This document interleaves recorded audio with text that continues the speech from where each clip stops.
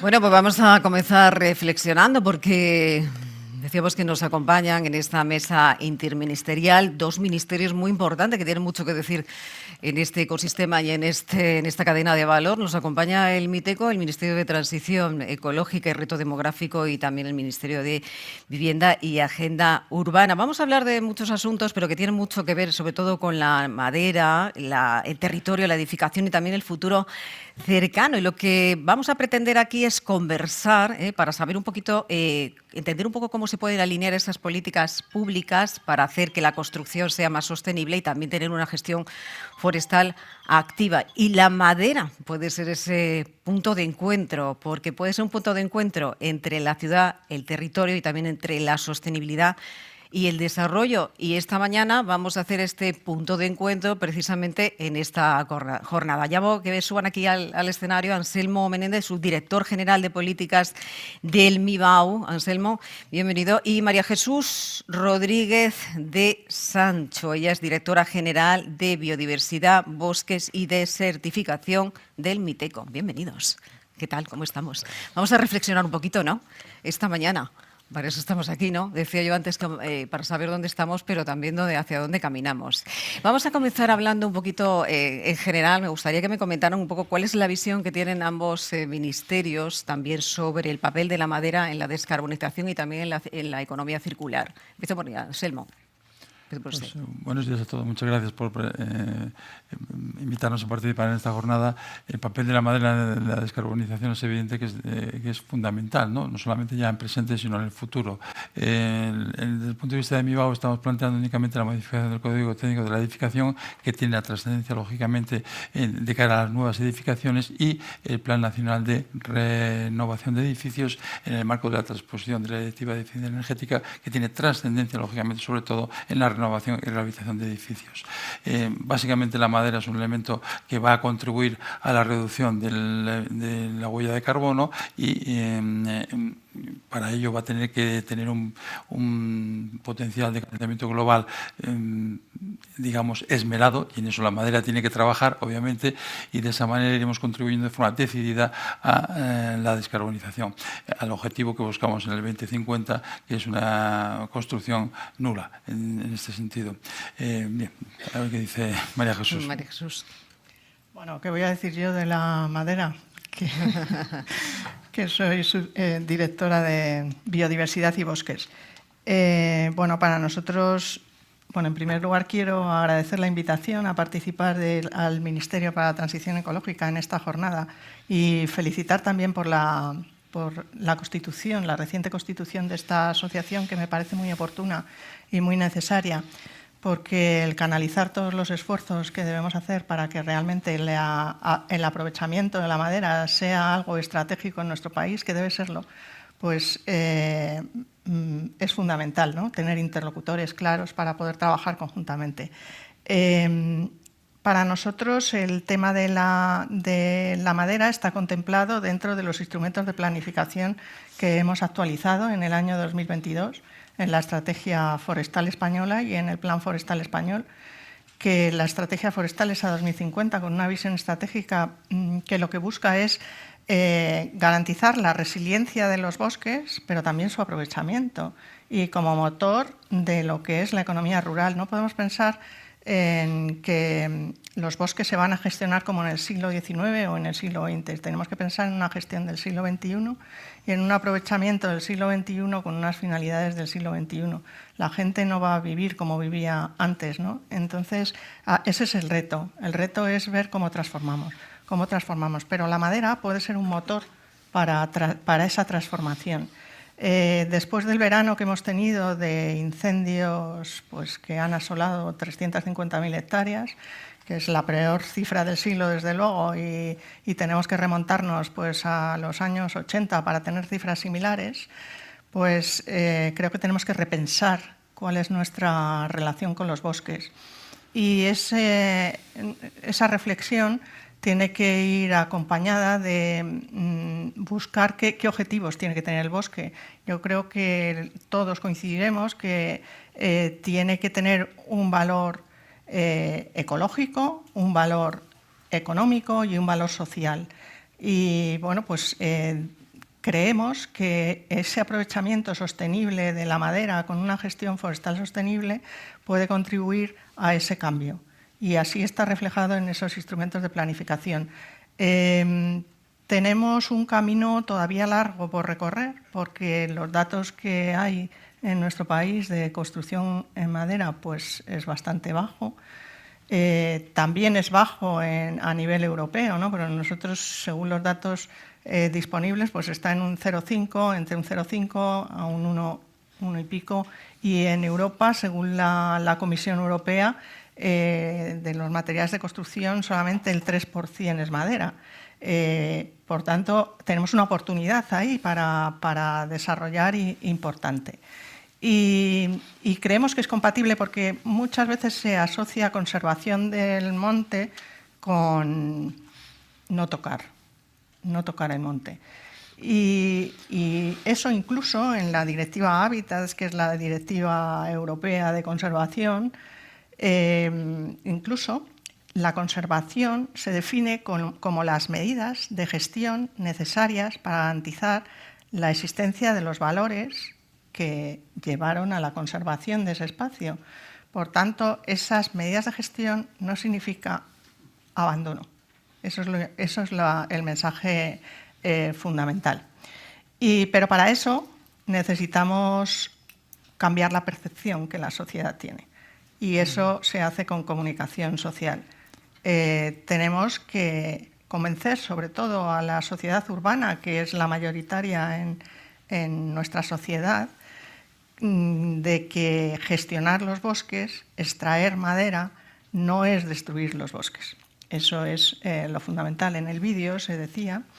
Pero bueno, hay una labor de educación de la ciudadanía para que entienda que esa gestión forestal sostenible no solo no es mala, sino que es necesaria para la conservación de nuestras masas forestales.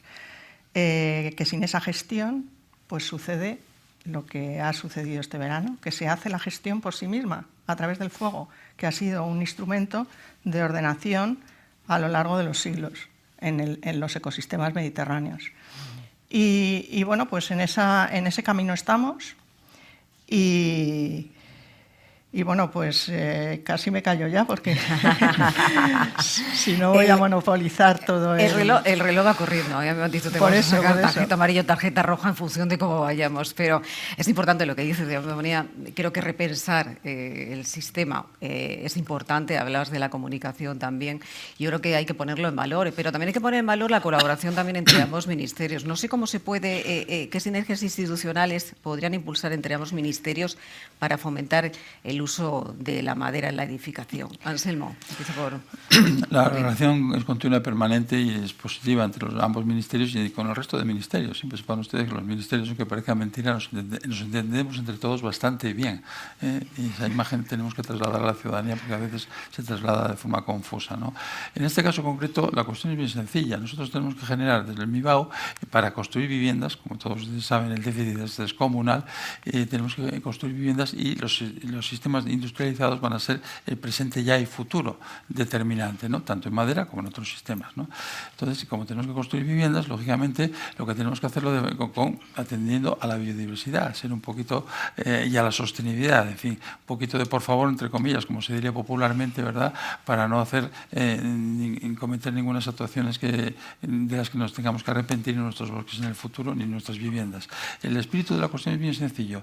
Tenemos que construir viviendas utilizando la madera, pues un material que da unas prestaciones muy interesantes, aparte de velocidad y en la ejecución y el tema de la reducción de la huella de carbono, y para ello tenemos que hacerlo en localizaciones que estén cerca de las explotaciones forestales, por cuanto el tema de la distancia es un elemento fundamental desde el punto de vista de la sostenibilidad.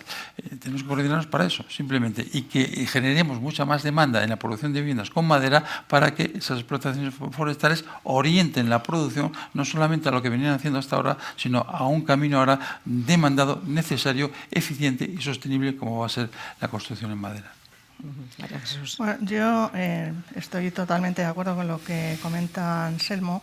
Yo creo que tenemos que impulsar la cadena de valor del aprovechamiento de la madera, y eso pasa por varias cuestiones. Primero, el tema de la formación.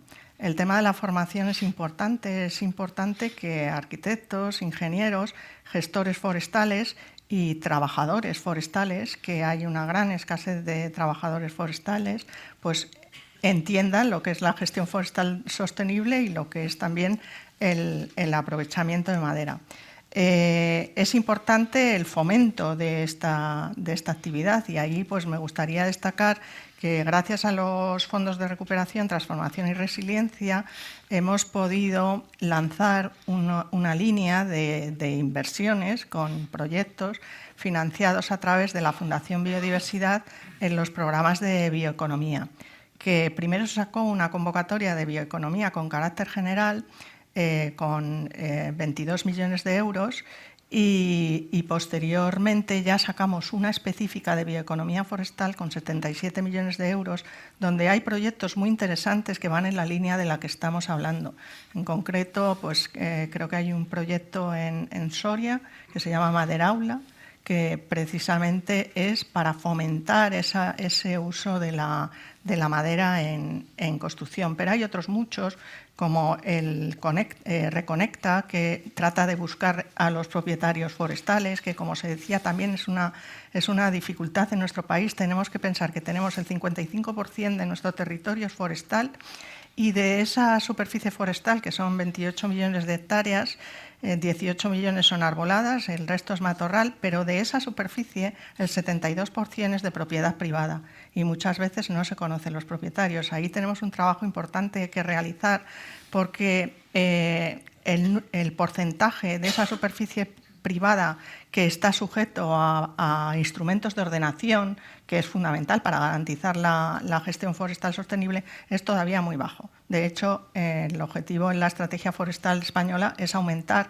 ese porcentaje de ordenación en la propiedad privada, porque eso garantiza, si hay una ordenación, que realmente va a haber una gestión sostenible, orientada al objetivo que sea, pero precisamente pensada, una gestión forestal regulada por el propio instrumento de ordenación y pensada. Y eso es fundamental.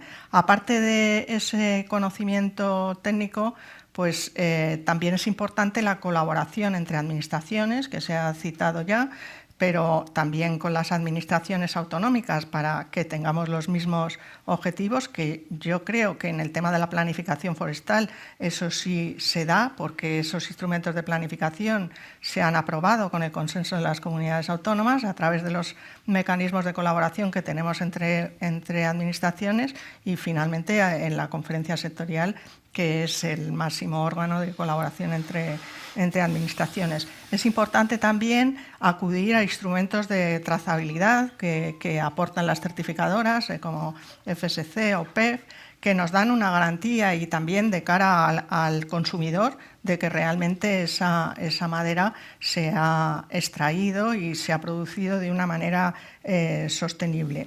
Y bueno, pues creo que ese repensar que la gestión forestal forma parte de la infraestructura verde es importante, porque esa gestión forestal contribuye a un mayor almacenamiento de carbono. Los productos extraídos del bosque, la madera, y no solo la madera, también el corcho podría ser otro producto útil para la construcción, lo que hacen es garantizar ese almacenamiento de carbono durante más tiempo. Y esa conexión entre esa construcción con madera y mitigación y lucha contra el cambio climático, tenemos que ser capaces de trasladarlo a la sociedad. Pues importante, María Jesús, lo que dices. Hay algún dato, yo creo que desconocido, como ese 72% del que hablabas, pero también yo creo que hay que tener en cuenta algo que es importante. Hablamos de las barreras también un poco normativas y técnicas que existen también y que habría que superar para facilitar el uso de la madera estructural. ¿Cuáles son esas barreras? Yo lo he mencionado ya, cuando una superficie forestal, un espacio forestal tiene un instrumento de ordenación, ese instrumento de ordenación normalmente lo aprueba la comunidad autónoma, y ahí se hace la planificación de la extracción de la madera y de la gestión de ese bosque. Y no tiene por qué haber ningún problema si existe esa planificación, puesto que está pensada y está aprobada por la Administración competente. Entonces, lo que hay que hacer es ese esfuerzo de planificación. Y ahí, pues, quizá hay que buscar instrumentos de fomentar esa planificación forestal. Yo pienso que ahí está la clave. Claro, para que una propiedad privada haga una gestión forestal, tiene que tener una retribución económica o una obtención de beneficio. Entonces, ahí, claro, si tiene esa salida de aprovechar la madera para madera de construcción, pues ahí mismo tendría que estar retribuida esa gestión forestal. Pero también estamos pensando porque la propia existencia del bosque está generando una serie de beneficios ecosistémicos de los que se aprovecha toda la sociedad. Y fundamentalmente los beneficios ecosistémicos que provee un bosque pues están relacionados con la conservación y mejora del suelo, prevención de la erosión, con el mantenimiento de la biodiversidad, con el almacenamiento de carbono y lucha contra el cambio climático y también con el ciclo del agua. Entonces, tenemos abierta una consulta pública que se ha abierto hace poco para trabajar en esa dirección, de manera que se reconozcan esos servicios ecosistémicos que los ecosistemas forestales están generando al conjunto de la sociedad y se busque la forma de retribuirlos. ¿Para qué? Para garantizar esa gestión forestal, a través de esa retribución de los servicios ecosistémicos de los que toda la sociedad nos beneficiamos y que permita tener esa gestión forestal, porque en la mayoría de los casos no hay gestión forestal porque no es rentable. Y ese es el reto que tenemos. Anselmo. Nosotros no detectamos ningún problema normativo, legislativo ahora mismo para que la madera pueda ocupar el sitio que le ocupa, en ese sentido. Únicamente desde el punto de vista técnico pues, le pediríamos el mayor esfuerzo para que las prestaciones que pueda dar sean insuperables en la medida de lo posible, ¿no? Por ejemplo, como decía antes, en el potencial de calentamiento global, pues que haga un esfuerzo para presentar unos números que den apetencia al sector, a la ciudadanía y a los profesionales para aplicarlos. Problemas legales de momento no detectamos, vamos, de momento, no sé, a medida que vaya avanzando el tema, pues a lo mejor hay alguna barrera legal. Vamos a hablar de otro asunto también. No sé si quiere decir algo, María Jesús. Sí, yo quería añadir una cosa, porque es una cuestión que es polémica y que, bueno, que sale reiteradamente, ¿no? El tema de... es que con las medidas de Red Natura no se nos permite cortar, no sé. Bueno, yo insisto en la planificación.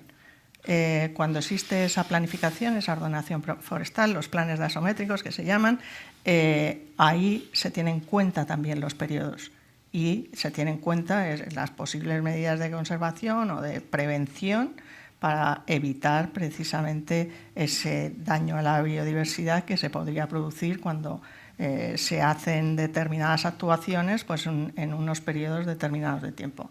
Pero insisto en esa planificación. ¿Cuáles son? Vamos a hablar de los incentivos fiscales o también un poco financieros que podrían activarse para promover precisamente la construcción en madera. Anselmo. Bueno, recientemente ahora mismo el Ministerio está presentando o va a presentar próximamente al Consejo de Ministros el nuevo Plan Estatal de Vivienda 2026-2030. Ese Plan Estatal de Vivienda consiste básicamente en una estructura de ayudas, ¿verdad?, para la promoción y para el alquiler, para el acceso a la vivienda o para la producción de vivienda que gestionan las comunidades autónomas, que son las competentes, y el Ministerio lo que hace es transferir los fondos, pero define, lógicamente, esas ayudas. A la hora de establecer una de esas ayudas, en lo que se refiere a la promoción de viviendas, damos X, supongamos 10 euros por cada metro cuadrado para construir una vivienda, ¿no? Si es industrializada, damos un poquito más. Decimos a la comunidad autónoma, puedes dar hasta 11, por decir algo, ¿no? Es decir, que damos un pequeño impulso en el que la cuantía máxima que puede dar una comunidad autónoma para la producción de una vivienda va a ser mayor si esa producción se realice con técnicas de industrialización avanzada. Y ahora me dirán ustedes, ¿y cómo se define la técnica de de industrialización avanzada en este supuesto. Pues, como ustedes saben, ese tema no es sencillo, hay un debate, es complejo, y en el plan lo que hicimos simplemente fue hacer una definición genérica, clara y nítida, pero genérica, no es numérica, y dejamos en manos del arquitecto director de la obra que certifique que esa es una construcción industrializada avanzada, exigiendo también, por supuesto, que se utilice el BIM. Es decir, en definitiva, el Ministerio, en la política de ayudas, intenta incentivar un poco más la construcción industrializada y dentro de ella, lógicamente, está la construcción en madera. Antes de que conteste María Jesús, quería preguntar, porque ha puesto sobre la mesa el PERTE. Yo quería que cómo contemplan desde el Ministerio precisamente la construcción industrializada con madera dentro de ese despliegue del PERTE y especialmente en esos programas de vivienda asequible y también de rehabilitación urbana, Anselmo. Sí, el PERTE ha sido aprobado por el Consejo de Ministros en mayo de este año 2025 y es una memoria que pone de manifiesto una serie de actuaciones encaminadas a potenciar la construcción con técnicas avanzadas industrializadas en la vivienda.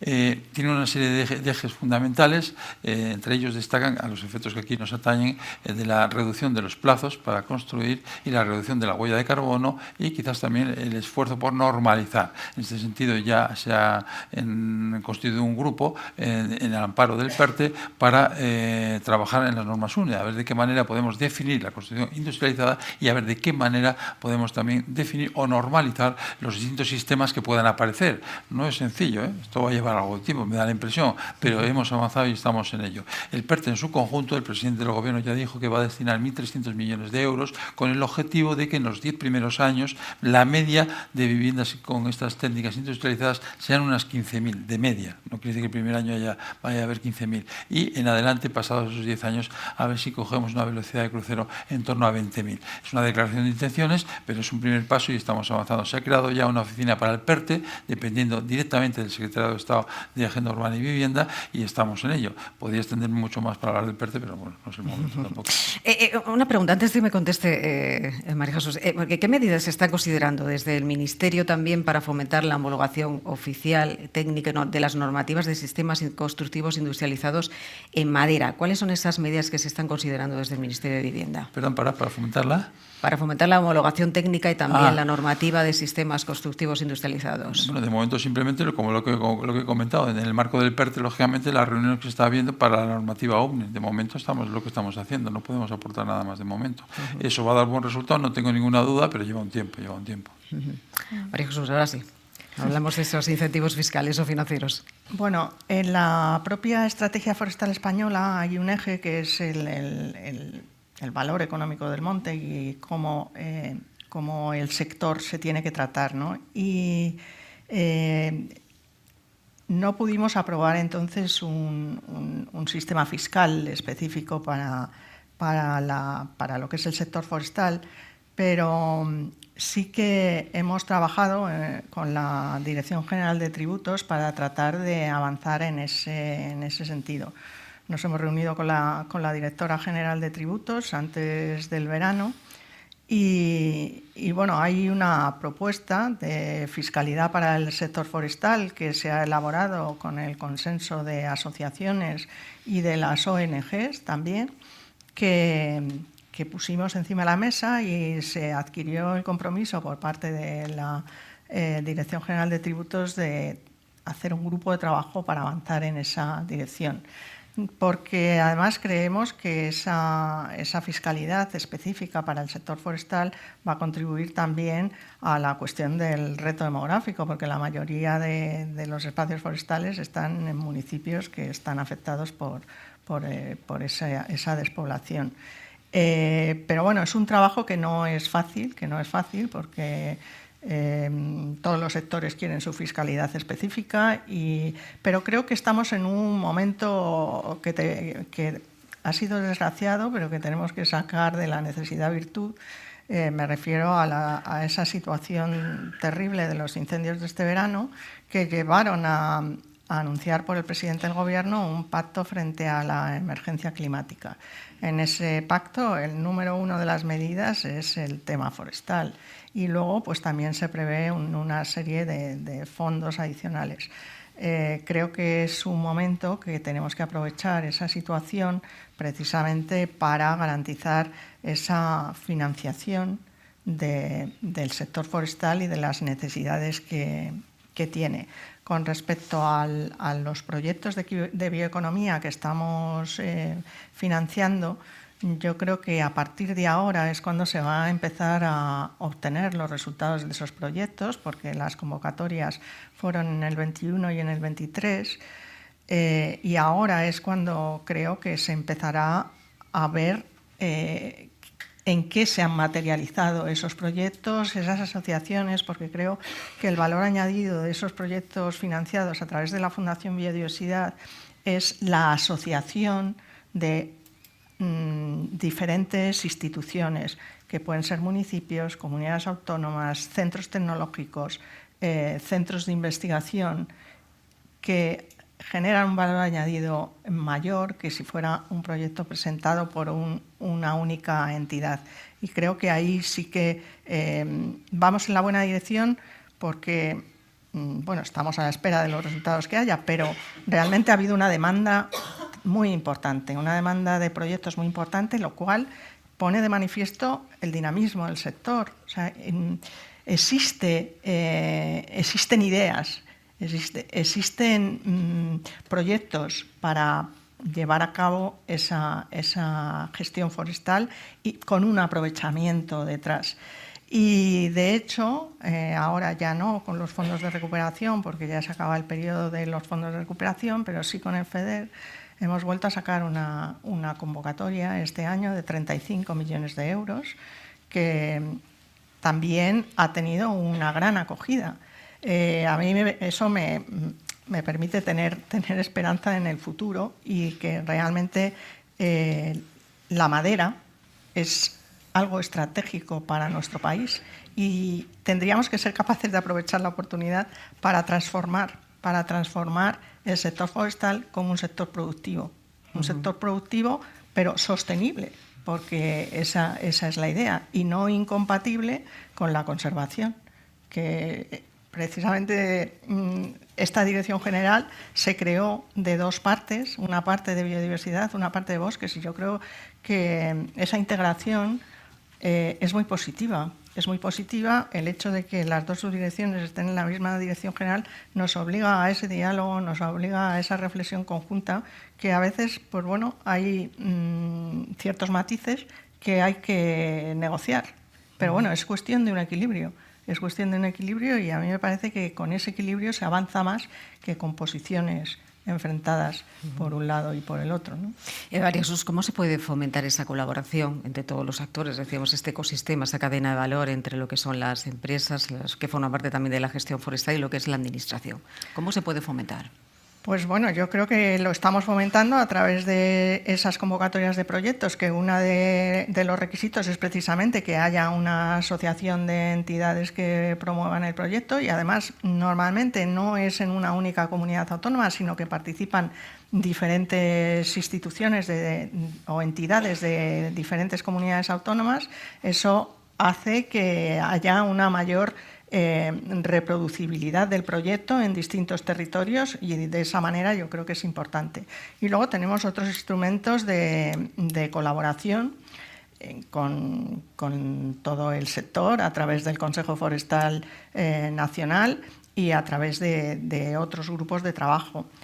Pero también hay otra iniciativa en la Fundación Biodiversidad, que es la iniciativa española de empresa y biodiversidad, donde yo invitaría a esta asociación a que se uniera a esa iniciativa, porque la iniciativa lo que trata es de poner de manifiesto el compromiso de asociaciones y de empresas con la biodiversidad, en definitiva. Pero por eso el demostrar socialmente que un aprovechamiento sostenible de la madera para un determinado uso no es incompatible con la conservación, me parece que es fundamental. Y creo que esa es la dirección que tenemos que seguir, ¿no? Es verdad que hay que hacer equilibrios, y que, bueno, pues que hay que acordar determinadas cuestiones, pero ahí es como se avanza. Estamos también en un momento, aunque el reglamento está ahora mismo siendo revisado, pero es el reglamento de comercialización de productos libres de deforestación. Ese reglamento lo que trata es de evitar que el consumo de diferentes materias primas, pero entre ellas de la madera, que ese consumo de madera en Europa no provenga de una deforestación en el lugar de producción. En España podemos garantizar que eso no se produzca, con lo cual podemos favorecer el uso de la madera española. ¿Cómo se pretende conducir esa trazabilidad? ¿Cómo puede ser? Bueno, hay unos mecanismos que establece el propio reglamento, que es la declaración de diligencia, en donde tienes que demostrar que donde has producido, además con una georreferenciación, que donde has producido no ha habido una deforestación. Pero en los países europeos también se aplica. O sea, la madera consumida, producida en España, tampoco tiene que haber generado una deforestación. Pero en España es bastante fácil demostrar eso, a través, pues como digo, volviendo a los instrumentos de ordenación. Pero es otra oportunidad también, porque realmente si el reglamento se aplica adecuadamente, hay una trazabilidad de la madera, porque se sabe dónde se ha producido, dónde se ha acopiado y cómo se ha hecho el traslado. Ahí estamos en una situación, yo creo que de privilegio en los países europeos para colocar la madera que se produce en Europa en nuestros propios países. Anselmo, hablando de futuro, porque estamos en el presente y hay que mirar, sabiendo un poco qué papel va a tener la madera dentro de la descarbonización del parque inmobiliario en el futuro. ¿Cuál va a ser ese papel? El papel va a ser determinante, sí o sí. Simplemente es una cuestión cuantitativa. Tenemos que hacer, digan ustedes, 700.000, 1 millón de viviendas. La cifra es ingente, sea cual sea. Hay debate, pero tenemos un déficit importante. Y para construir solo tenemos una opción, que es, no una opción, pero la más importante y preeminente ya en presente y en futuro, va a ser los procesos de industrialización avanzada. Habida cuenta del problema de la mano de obra que todos ustedes saben. En los procesos de industrialización avanzada la madera va a copar una parte muy importante, no todo, pero va a copar una parte muy importante sin duda alguna. Luego, evidentemente, su presencia es ineludible y su presencia trae consigo todas las características que derivan de su aplicación. En ese sentido, tenemos que contribuir, porque el propio PERTE lo dice, a generar más demanda de construcción en madera para contribuir también a la transformación del sector forestal, como comentaba María Jesús. En ello estamos entre todos. María Jesús. A mí me gustaría añadir otra cuestión con respecto a lo de generar mayor demanda, y es el papel de la compra pública. Yo creo que ahí, que no lo hemos mencionado hasta ahora, pero las administraciones también tenemos una responsabilidad, porque bueno, pues hay una contratación pública importante. Es verdad que hemos pasado este periodo anterior, que ha sido una inversión sin precedentes, que habría sido muy bueno haber aprovechado para fomentar ese uso de la madera, pero bueno, seguirá habiendo contratación pública para muchísimos objetivos y finalidades, y el tener presente ese uso prioritario de la madera en la contratación pública es fundamental en los pliegos. Entonces ahí tenemos que hacer una tarea en todos los ministerios de consolidar esa compra pública verde, que se empezó, pues bueno, con mucho impulso, pero que de estas cosas siempre hay que tirar un poco para que se consoliden y que crezcan, ¿no? Entonces ahí creo que la generación de demanda a través de la contratación pública puede ser también un tractor. Bueno, a mi juicio es que es determinante. Es decir, esa generación de demanda, en la parte que nos atañe al sector público, tenemos que generar en el propio sector público. Nos consta ya que ya hay pliegos por ahí que tienen en cuenta la madera de una forma preeminente, y por parte del Estado, evidentemente, la empresa pública de vivienda, que ya dijo Presidencia de Gobierno que se está creando a partir de SEPES, obviamente llegará un momento en que empezará a licitar obras y tendrá que tener en cuenta, en consideración, todos estos parámetros. Vamos a ver cómo se va conjugando todo, porque no es tan sencillo. Luego, los servicios jurídicos de una comunidad autónoma, los sueldos jurídicos del Estado, la intervención de la comunidad autónoma, la intervención del Estado. Cada uno tiene su opinión sobre si se puede o no se puede. La discriminación positiva, sí, no, depende. Entonces, no es tan sencillo, pero evidentemente es ineludible y vamos a ir a ello. Se va a generar esa demanda con la actuación pública, sin ningún género de duda. En paralelo también tenemos que contribuir a que se genere demanda del sector privado, por supuesto, ¿no? Pero la nuestra es directa. En el caso del Ministerio, con la empresa pública, evidentemente va a haber el recorrido para la construcción en madera. Que los servicios jurídicos también tienen que formar parte de ese plan de formación que decíamos al principio. Que es fundamental también. Totalmente de acuerdo. De acuerdo. Hablando, nos queda un minuto, si no me van a sacar tarjeta roja, nada, pero ¿tiene España, yo quiero preguntar a los dos, ¿tiene España esa oportunidad como país para ser un referente en la construcción y la utilización de la madera? Pues yo quiero creer que sí, porque creo que podemos ser un referente de bioeconomía en su conjunto. Y además el hecho de utilizar la madera como construcción nos da esa oportunidad de demostrar que se puede ir a una bioeconomía circular teniendo en cuenta la conservación de la biodiversidad. Y creo que sería un referente con respecto a otros países de Europa. Porque España es verdad que es el país de Europa que más contribuye a Red Natura 2000 y si conseguimos esa cuadratura del círculo seríamos un referente en toda Europa.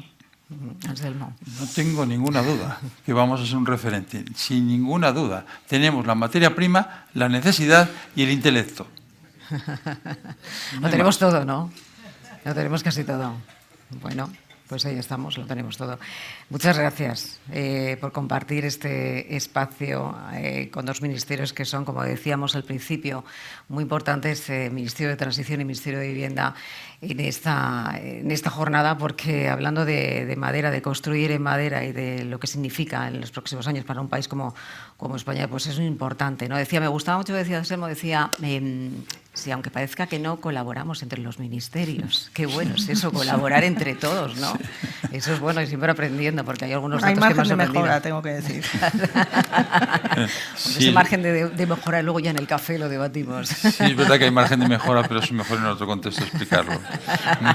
Pero seamos positivos y que nos coordinamos. No piensen ustedes que no es así. Bueno, pues muchas gracias por acompañarnos y como hay que seguir el